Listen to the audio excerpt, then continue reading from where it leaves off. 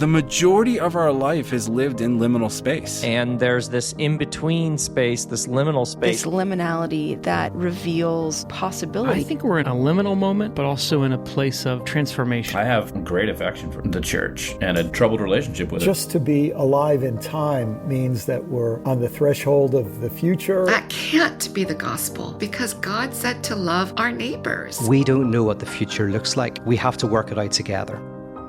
Most of you probably know this about me, but I did not grow up a country boy. I did not get into flannels until much later in life. I grew up in about a mile from the Detroit city line. When some people say they're from Detroit, and I'm like, okay, what part? They're like, Canton? I'm like, nope. Sorry, doesn't work.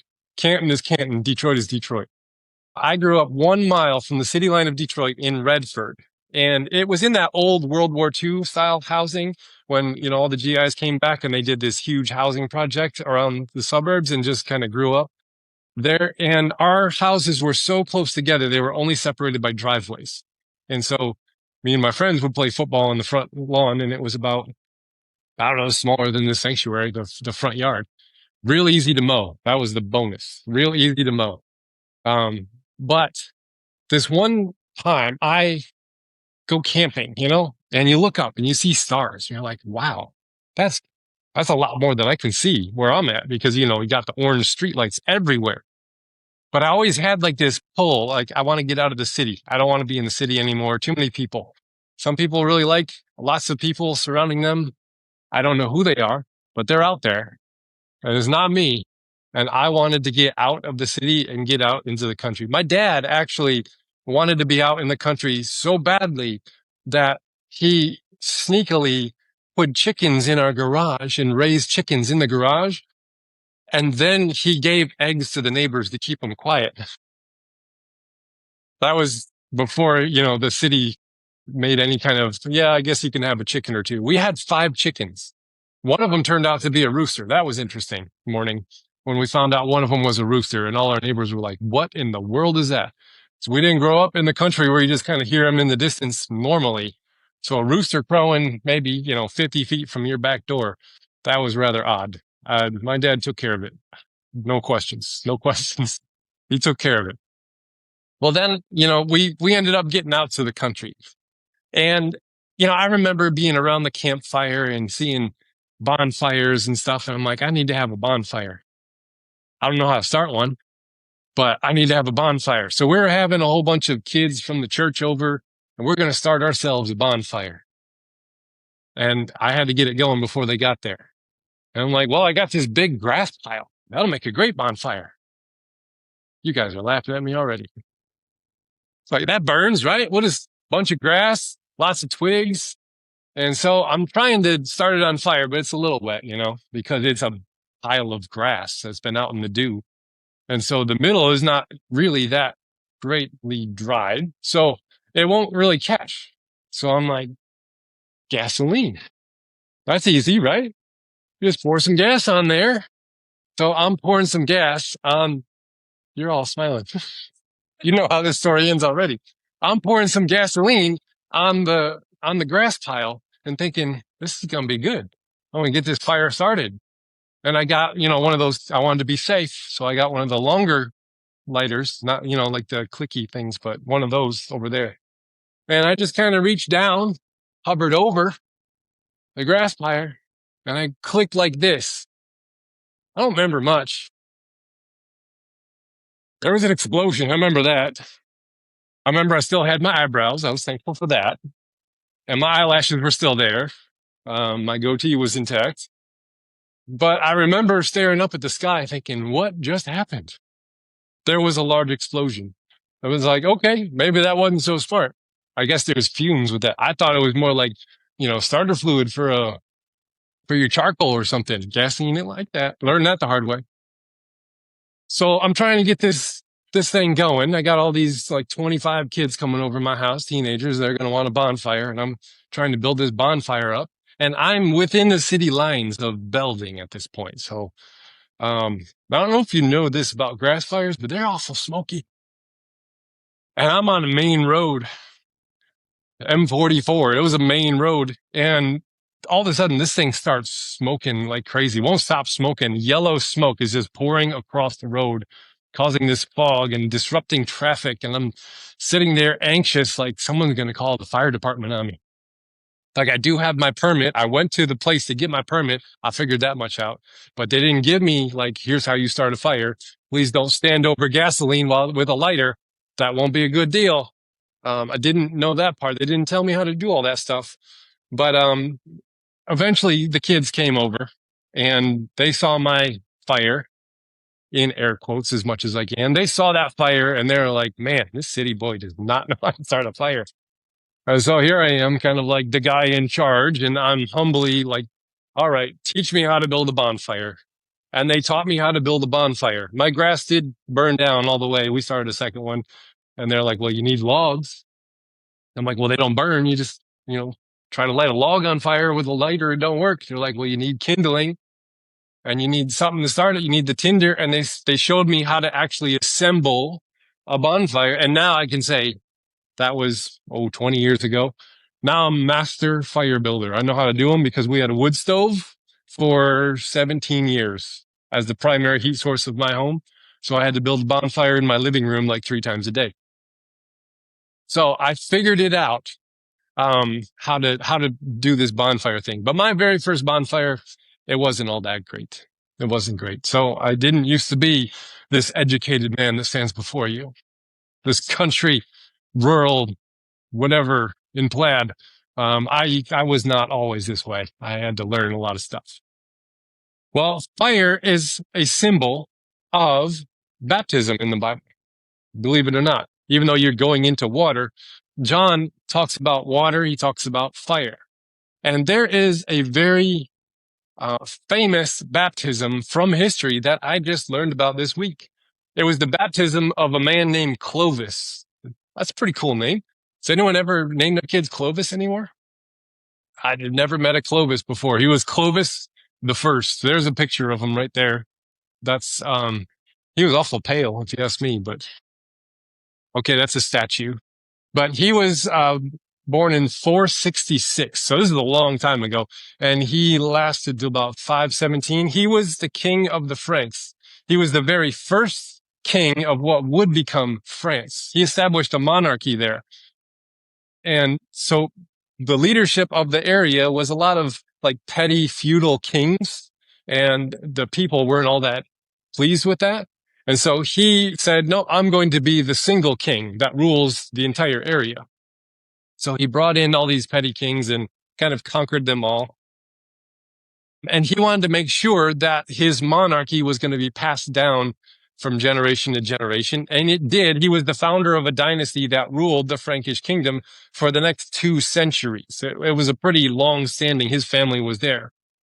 But the way that he established his rule was that he was a warlord. He was conquering and expanding his kingdom, as kings always do. That's what kings do. But he had a thorn in his side called the church. He's like, I don't like these clergy members, but it seems as though I'm butting up against what I can accomplish without them. And so he decided that he was going to build an alliance with the clergy of the Catholic Church of the area. So he took a Catholic wife, converted to Catholicism, and got baptized. So this was kind of a big deal back in the day. Now, when historical kings convert into the faith, it steers the ship of Christian history, good or bad. It does. Like we label this stuff in the books. Regardless of their intentions, things do happen. Now, it did spread the influence of the early Catholic Church throughout much of Western Europe. So a lot of things came out of this. His wife, Clotilda, you can see here kneeling before an altar, she was actually venerated as a saint for converting her husband. The Catholic Church thought that was just the coolest thing. But upon his baptism, a priest told him something that was absolutely radical that I think captures the heart of repentance. He told them this. I don't like to put words on the screen unless they really matter. So these words matter. He told him, worship what you have burned and burn what you have worshipped. that like hit me like a ton of bricks this week. Like I was reading the story of Clovis and he said that. And I'm like, what does that mean? Sounds like something Yoda would say or something. Like that's really deep. I got to thinking about it, and a lot of his warlording left a lot of folks desolate, poor, dead, broken. Like war's nasty. And so he was expanding his influence through violence and domination and all this kinds of stuff. He burned cities to the ground. Like he did that. So the priest was asking him at his baptism to find Christ in the suffering that he created. That was his repentance that he was asked to do. I want you to go to everything you burned, all the families, all the towns, all the whatever. Go and worship Christ there in solidarity with the people that you hurt. Wow. That's amazing. Like those words, like worship what you have burned. Like go to the places that you burned and find Christ there and worship him. Because what he previously worshiped was power, influence, wealth, domination, everything that kings need to embrace to be a good king. He worshiped those things. And when he converted into the faith, they're like, well, we got some conflict of interest going on here because Christ isn't that way. And so the priest asked him, worship what you have burned and burn what you have worshiped. He's asking him to burn that former life and the value system that he held of domination and violence and wealth and influence and power and all that stuff. He's saying, burn that to the ground and then go and stand amongst the people that you have harmed in solidarity and find Christ there. Boy, if we had the audacity to ask this kind of conversion from modern day folks with power and influence when they convert into the faith, like I think it might change who we prop up as faith heroes. Now, growing up in like an evangelical fundamentalist thing, like whenever a celebrity converted into the faith, it was like they immediately got status of now they can teach me all that they know. When the truth was like they're absolutely brand new to this thing. They don't even know what they're talking about yet. But since they were a celebrity, it's like, oh, teach me all the stuff. You must be like famous now. Use your fame and power and influence to do good things. And so if we actually said this phrase to those people who have converted in when they have all of this wealth and power and influence, all that, it's like, wow, I think we might see a different kind of a church all around us. But I also think that most people, when they convert into the faith, like it takes a long time to get the repentance into the value systems that we currently hold dear. A lot of the times we just take our current value systems and then we just baptize them in Christian language. And then we're like, all right, we're good to go. I'll just do it for Jesus now, kind of a thing. We tend to baptize that current value system into a newfound identity, not realizing what is actually going to fit inside of a Christian ethic and what won't. And so I think when we look at this passage about the baptism of Christ, we look at Clovis's baptism, we look at all this kind of stuff. This here is an interesting passage. Now, here's one of the icons. I really like old Orthodox icons, and they're different than trying to paint like a realistic painting. And one of the things that you'll notice with an icon, especially this one, is Jesus got a six-pack abs, doesn't he? Calm down, ladies. Like, now the thing here, that means something different in old iconography than it does today. Like today, like the six-pack abs is a symbol of status and health and strength and all that kind of stuff. But in this day, it means you don't have enough nourishment. You don't have enough food. There's weakness, humility, all starvation, detriment. All that is supposed to be communicated in that. So today is the first Sunday of Epiphany, recognizing the baptism of the Lord. And Epiphany means a sudden realization or revelation. I'm sure you've had those moments, like you're driving down the road. You don't really got to think about it. You've done this drive a million times, but you've got a problem that you've been trying to fix. And you're just driving there, not really thinking about it. And then all of a sudden, like, boom, like, oh, I figured it out. I know what to do, the creative solution, or what I'm supposed to say, or where I'm supposed to go. Like that sudden rush of creativity, inspiration, revelation, information up into the brain. That's called an epiphany. In cartoons, they illustrate it with a light bulb coming up over their head. You remember that in the old cartoons? Like, ding, the light bulb comes on, like, oh, I got an idea. That is epiphany, the sudden realization or revelation. Now, we all have epiphanies. We all need epiphanies. And that's the reason that we have to recognize epiphany every year, because our world is changing and we are changing and we need a new epiphany for the new year. Now, this isn't just about epiphanies that we have that are regular, like you got a creative solution for a problem at work you got to solve or something like that. Those are important and all, but it's not the epiphany that we're looking at today. The epiphany celebrates the revelation of how Jesus reveals the character of God to us. That's what the epiphany is. This whole season of Epiphany is about Christ has been born into this world, and there is a revelation that is new about this character and nature of God that Christ is showing us, revealing to us. So in today's passage, Christ gets baptized. Now, why would Christ need to get baptized? Usually that's a sign of repentance, saying I'm going to change my ways. I'm going to start a new life. I'm going to turn over a new leaf, whatever your phrase is for that. It's a symbol of repentance, but it's weird that God gets baptized, right? What's going on with that? Why did Jesus what kind of repentance does perfection need to make? And the answer is none. Jesus didn't need any repentance. He was perfect. He had perfect, loving presence in the world. He was the perfect revelation of the character and nature of God. So instead of asking, why does God need to come and do a baptism of repentance, saying, what kind of statement is Christ making about this baptism? So let's kind of jump in and take a look here. It's a shorter passage. It says that Jesus came from Galilee to John at the Jordan to be baptized by him. John would have prevented him, saying, I need to be baptized by you, and here you come to me. But Jesus answered, let it be for now, for this is proper for us in this way to fulfill all righteousness. And then he consented. So we've got to remember that Matthew is written to a Jewish audience. So when you run into interesting facts in Matthew, it's not just facts for facts' sake, because, this is an interesting thing that happened. Let me throw that in there.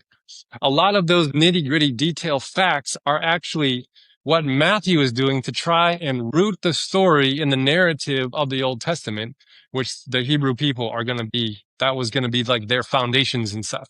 So he's attempting to root this narrative in the historical stories that they're going to know, that they're going to be very familiar with. Now, one detail is that there is a movement from Galilee to the Jordan. You're okay, Jesus went from Galilee to the Jordan River. Is that just across the street? Is that I don't know the geography of the area very well. I've never been there. How big of a journey are we talking here, right? So Jesus goes for a bit of a stroll, about 80 miles worth of a stroll. It's a long time to be traveling on foot, isn't it? 80 miles.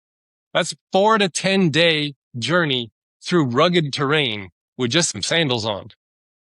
And they weren't ergonomically correct sandals. They were just a flat piece of something with a leather strap on the top of it. But Jesus' movement from Galilee to the Jordan is not just geographically changing. He's also making a theological journey. And Matthew wants us to note this. Galilee is the back country. It's the place of the poor. It's the place of the overlooked. It's the sticks. It's the boonies. Maybe we call it Galitucky.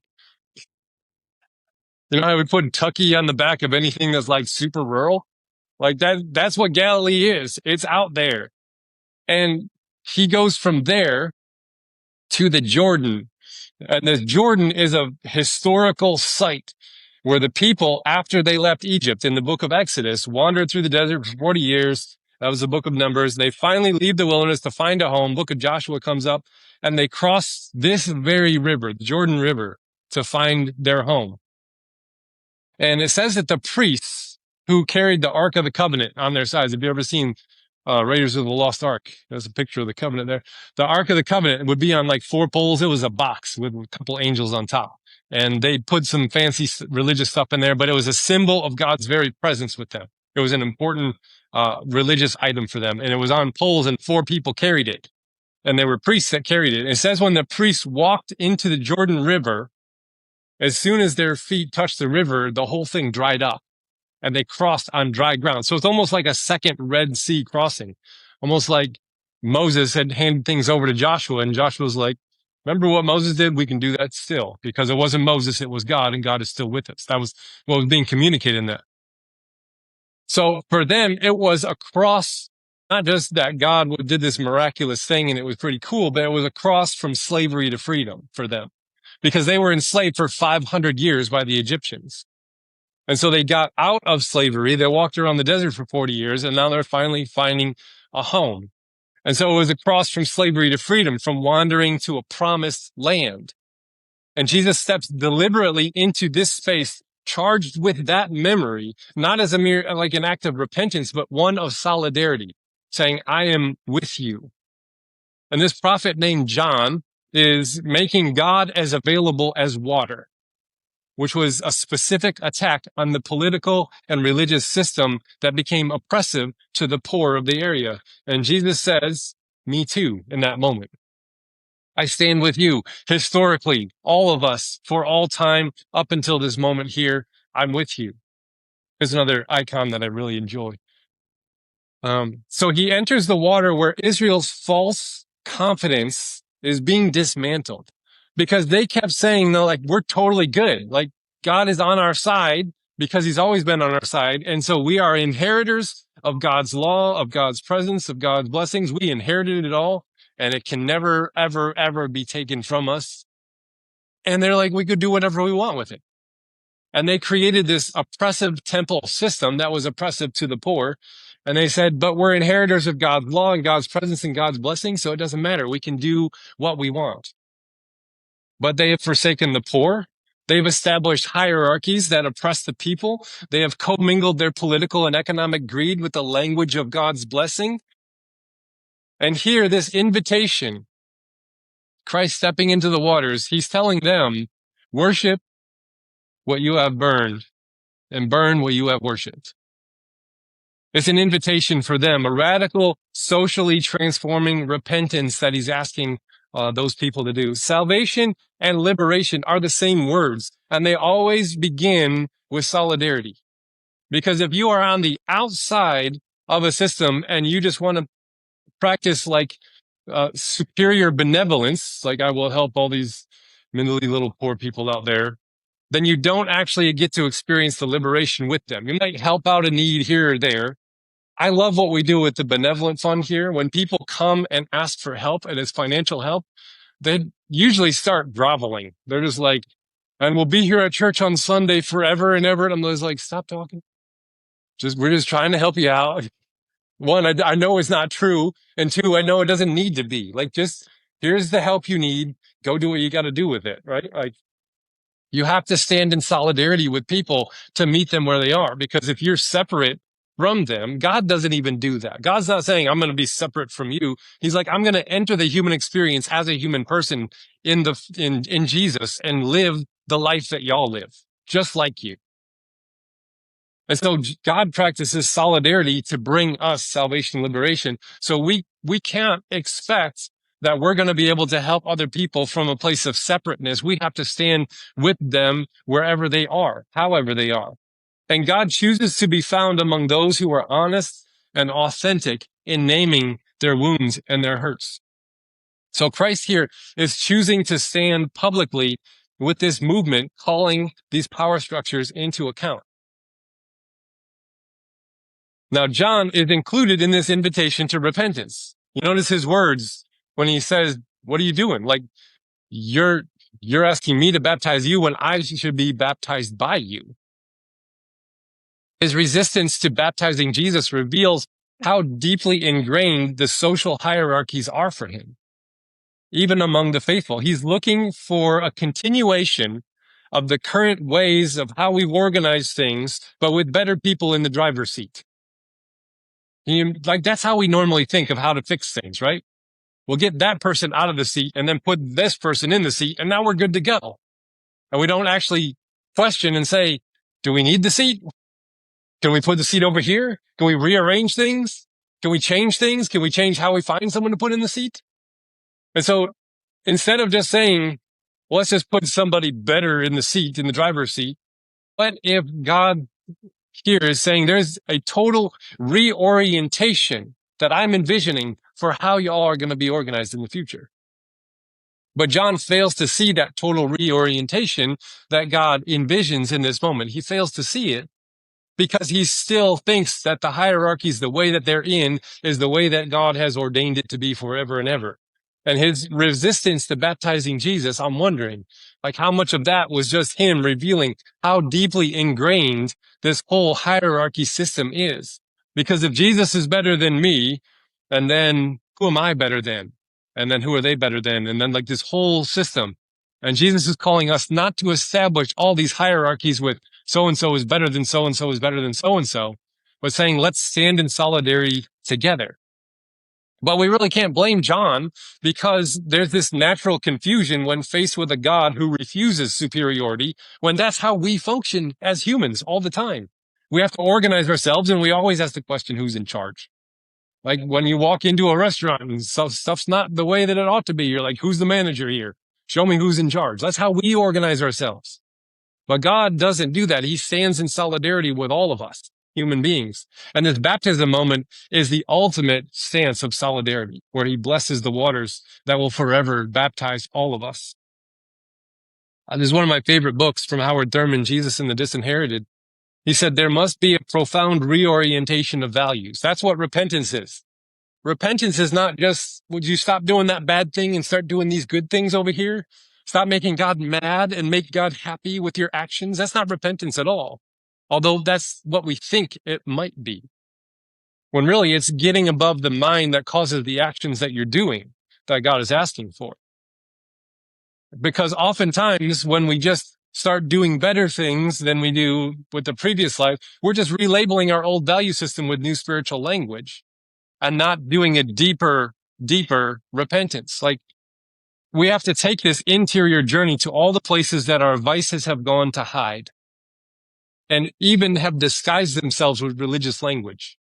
And vices can hide amongst religious people the best because we have all the right language and all the right behaviors and all that. And I've noticed this, like the vices that we see all around us when they can disguise themselves in religious language. There's this one time I was young and stupid. Had nothing to do with fire, but we were at this conference and there was my friend standing next to me and we had a competition. We always had this competition, who was going to be better than who kind of a thing. Right. And so we're at this conference and everyone's singing the songs and like everyone's like raising up their hands and really getting into it. And I was like, I can do that. I raise up my hands a little bit. I'm getting into the moment. And then my friend, I noticed that he's done that too. And I'm like, well, I can raise my hands a little higher than he can. This is a true story, y'all. I was this dumb. And then he noticed that my hands were higher than his hands and he raised his hands up a little higher. I was like, wow, he's outdoing me.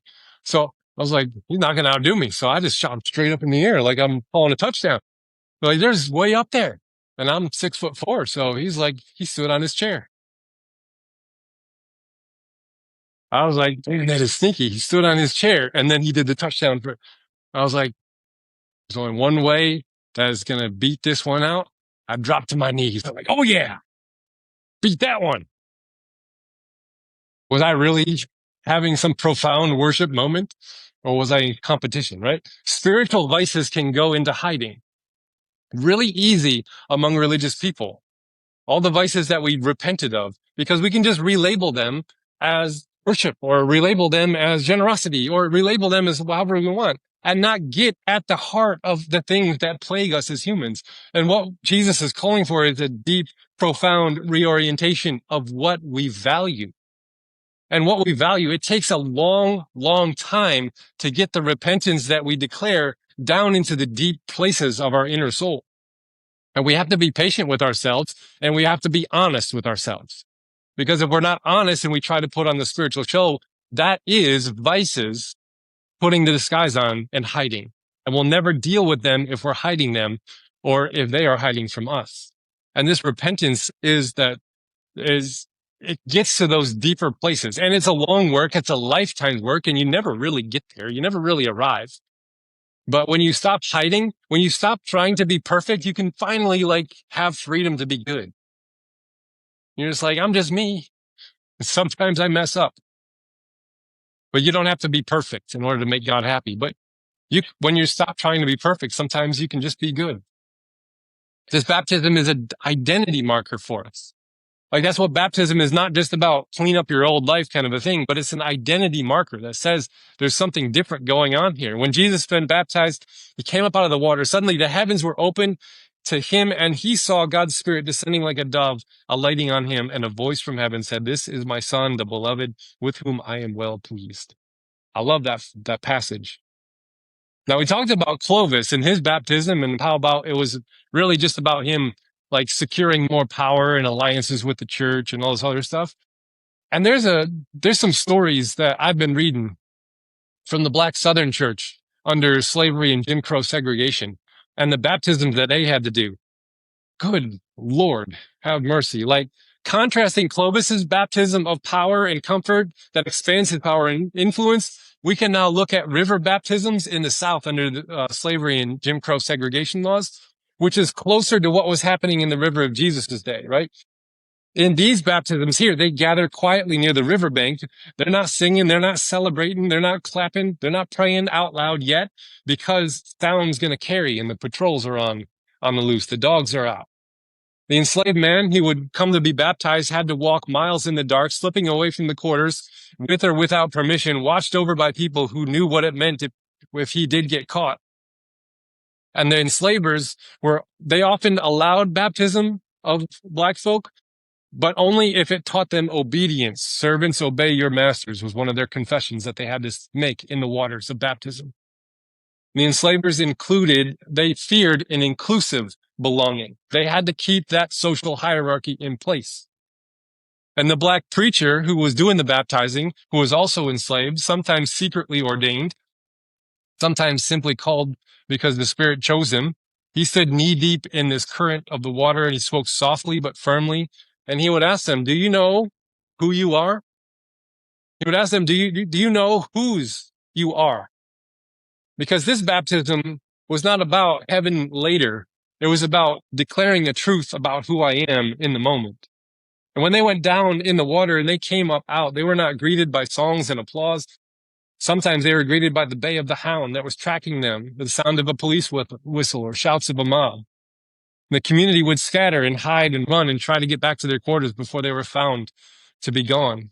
But something happened because the next time one of the enslavers told him that he was just mere property, he would remember the river.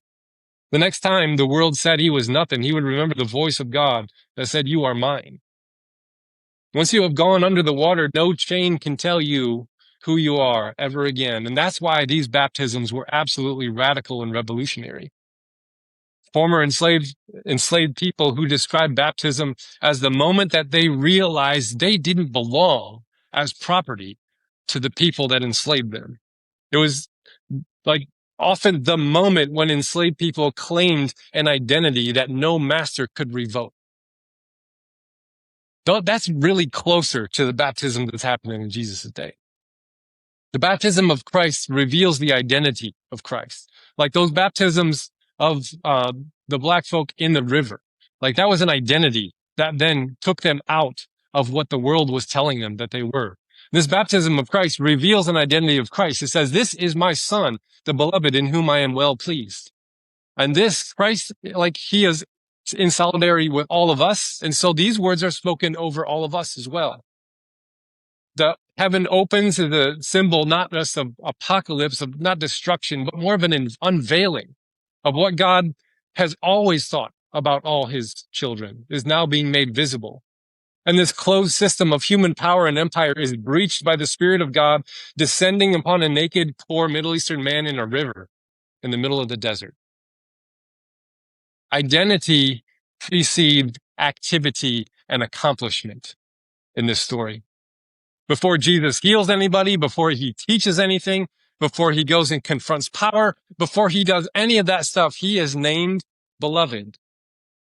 This naming stands against every human power system that declares some lives to be disposable and other lives are more important. Because Christ is in the river for all of us, cleansing the waters of baptism for all time. That's why we say a prayer when we baptize over the waters to bless the waters. Not because anything super magical happens, but because we're invoking this symbolism and the Spirit of God in this moment. and the human soul's deepest truth is spoken out loud. You are God's beloved, and he is well pleased. And when we forget that the humans we are interacting with is a beloved of God, it's the root of all violence. Howard Thurman would declare that the sound of his voice still echoes wherever human dignity is reclaimed. That voice of God echoes wherever human dignity is reclaimed. So this light that we cannot see is spoken before it's enacted and trusted before it's proven. Humans love the things we can see and control and manage and create systems of blessing distribution around, with us on the top siphoning off some of the proceeds, by the way. We love that. That's how we do things. But the light we cannot see is something we are asked to trust in without controlling. So do you believe that love is the better way? Is the question. Do you believe that you are the beloved of God? Do you believe that that person you're interacting with that you don't like very much is the beloved of God? If you really believe it, then there should be no violence in the world whatsoever. If we all believed that we were the beloved and they were the beloved, there would be no violence. So here's a couple of reflection questions for you. What hierarchies make it hard to believe God stands with you? What voices shape your sense of belovedness? What would it mean to live from identity rather than achievements? And here's something, a practice you can try. The next time you wash your hands, hopefully it'll be a couple times a day, take your time, slow down, and recall this story of Christ's baptism, and try to hear the same voice of God calling you beloved as you cleanse whatever off of your hands.